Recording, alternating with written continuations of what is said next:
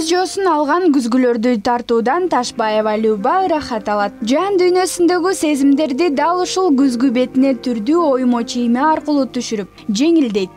Бул анын хоббиси.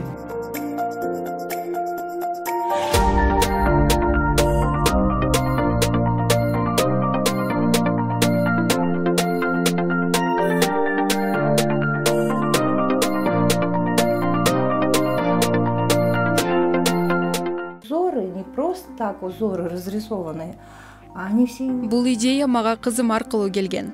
Ал ар түрдүү өзгөчө кооз сүрөттөргө кызыкканын көрүп, мен дагы кызыга баштадым. Интернеттен көргөм. Ал жердеги сүрөттөр жыгачка кагазга түшүрүлүптүр. Мен күзгү бетине түшүрүп көрдүм, абдан жакты.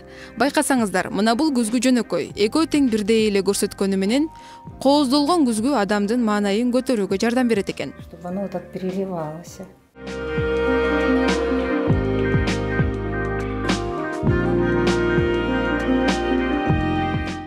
Биздин каарманыбыз бир гана күзгүлөргө оймо чиймелерди түшүрбөстөн, жада калса өзүнүн ишканасында кооз оймо чиймелерди мына чач кургаткычка түшүргөн.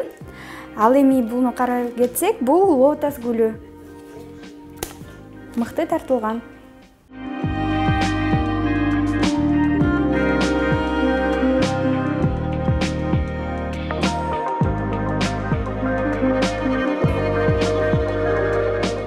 Аталган сүрөт тартуунун техникасы чекиттен кийин чекит деп аталат. Люба айым өзү майда нерселерди тартканды жакшы көргөндүктөн, ар бир тарткан эмгегин дыкаттык менен жасалуучу майда эмгектердин катарына кирет. Бирок андан ал эринбейт.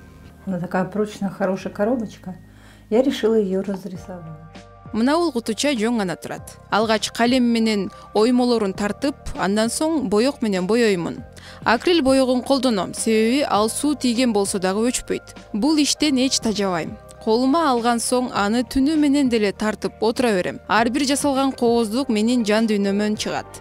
Кайсы бир нерсени кооздоп жатып, идея өзүнүн өзү эле келе берет. Это записной книжки.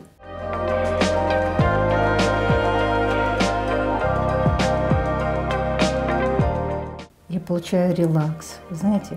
Күзгүлөргө жөн гана оймо чиймелерди тартпастан, гүлдөрдү жана бак-дарактарды тартам.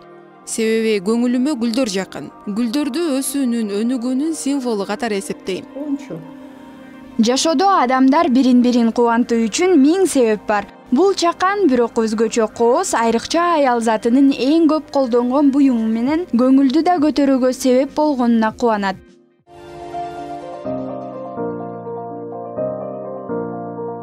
Айзада Нуразилова, Алтынбек Сакиев, Нью ТВ, таң маанай берүүсү.